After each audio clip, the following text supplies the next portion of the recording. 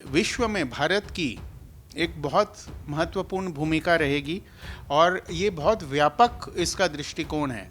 ये वैश्विक और व्यापक दृष्टिकोण से G20 के का जो सिद्धांत था वसुधैव कुटुंबकम, उस नीति के ऊपर ये आधारित है। और ये इस समिट के अंदर लगभग 100 देशों से प्रतिनिधि आ रहे हैं और लगभग 25 राष्ट्र के हेड्स ऑफ द नेशन है। सॉफ्टवेयर क्षेत्र का काफ़ी बड़ा योगदान है।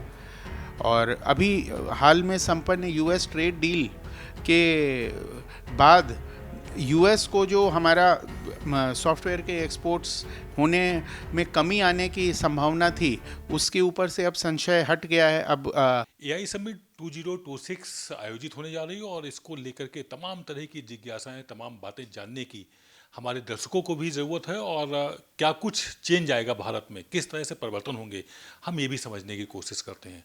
आज हम अगर बात करें तो टेक्निकली किस जगह पर खड़ा है मेरा देश भारत, और आने वाले समय में कहाँ पहुँचेगा, जिसको लेकर के एआई समिट कराई जा रही है। और इसको लेकर के हमारे साथ हैं विनीत नाहटा जी, जो कि एक्सपर्ट हैं इकोनॉमिक मामलों के। हम सीधे इन्हीं से समझने की कोशिश करते हैं।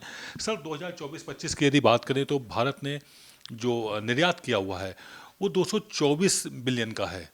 ये एक साल में जो बढ़ा है, 2025-26 की हम बात करें तो लगभग 100 बिलियन से ज़्यादा बढ़ गया, यानी कि 341 बिलियन तक पहुंच चुका है।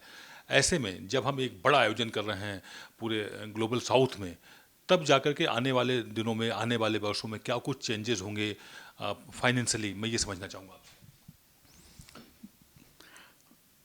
भारत का सॉफ्टवेयर के निर्यात के क्षेत्र में काफ़ी अग्रणी भूमिका रही है। लगभग 55% ऑफ टोटल एक्सपोर्ट्स सर्विस और ये सॉफ्टवेयर ही उसमें कंट्रीब्यूट करता है। हमारी जीडीपी के ग्रोथ में भी सॉफ्टवेयर क्षेत्र का काफ़ी बड़ा योगदान है। और अभी हाल में संपन्न यूएस ट्रेड डील के बाद यूएस को जो हमारा सॉफ्टवेयर के एक्सपोर्ट्स होने में कमी आने की संभावना थी, उसके ऊपर से अब संशय हट गया है। अब रेगुलर जो ट्रेड पहले हो रहा था उसी प्रकार से होगा। हो सकता है कि हम आशा करते हैं कि उसमें इजाफा भी हो जाए।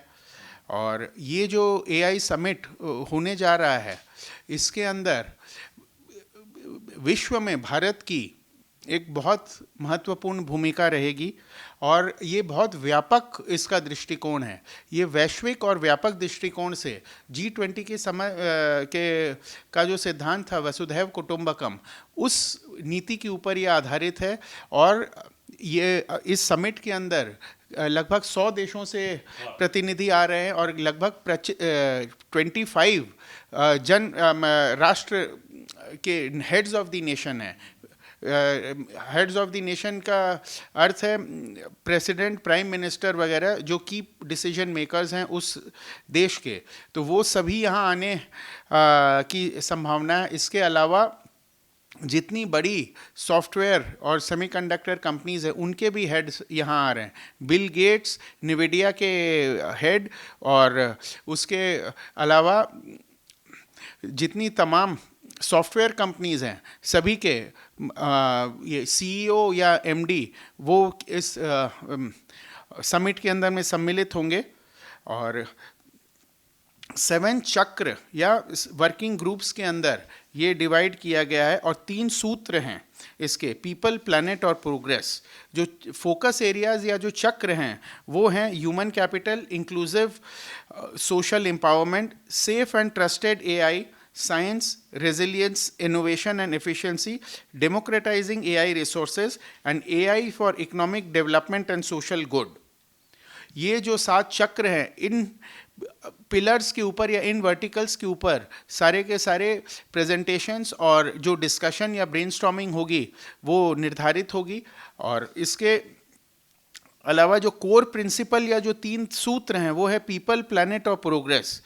और जो मेन विजन डॉक्यूमेंट है उसके अंदर welfare for all, happiness for all और एआई फॉर ह्यूमैनिटी, ये 3 गोल्स या एंड पॉइंट्स इस पूरे के पूरे समिट के, ये जो विजन डॉक्यूमेंट है उसके अंदर में ये 3 हैं।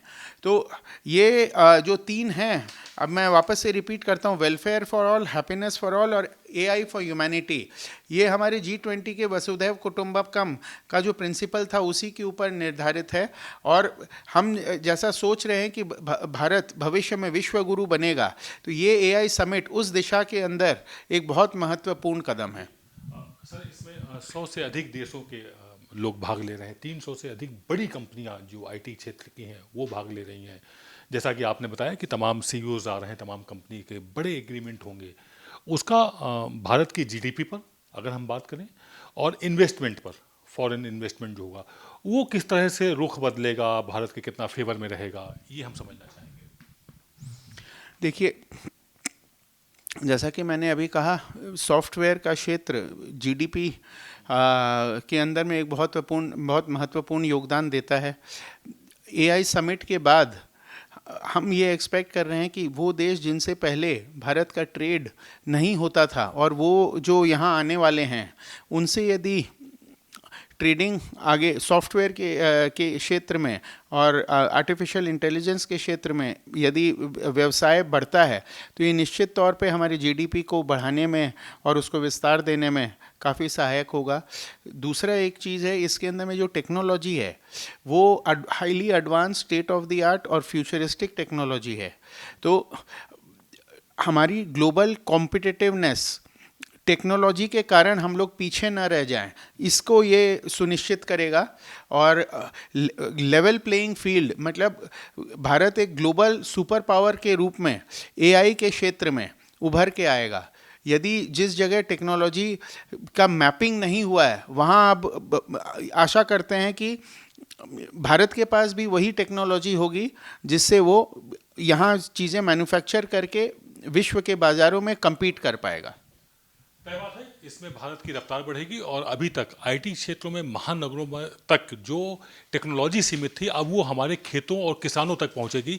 एग्रीकल्चर के क्षेत्र में भी AI का बड़ा काम होगा, बड़ा योगदान होगा और टेक्नोलॉजी भी आगे बढ़ेगी। तो भारत 2047 तक जो विकसित राष्ट्र होने का सपना देख रहा है, वो सपना सच होने में ये AI समिट एक बड़ी भूमिका निभाएगी। कैमरा पर्सन मनु के साथ आदित्य द्विवेदी, भारत एक्सप्रेस, दिल्ली।